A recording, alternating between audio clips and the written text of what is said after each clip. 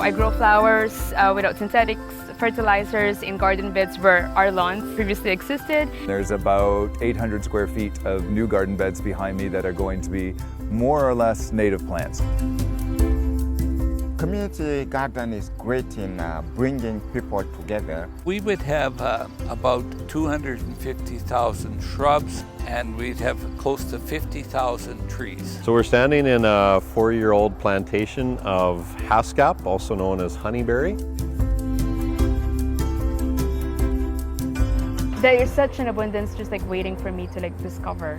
For me, doing all this, it's a way of giving back to the communities and giving back to people who are in need.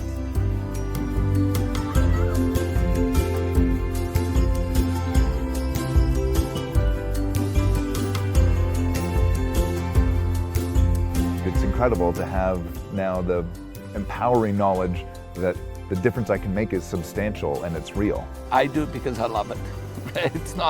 It's not work when it's your own company, and it's not work when you're doing what you like.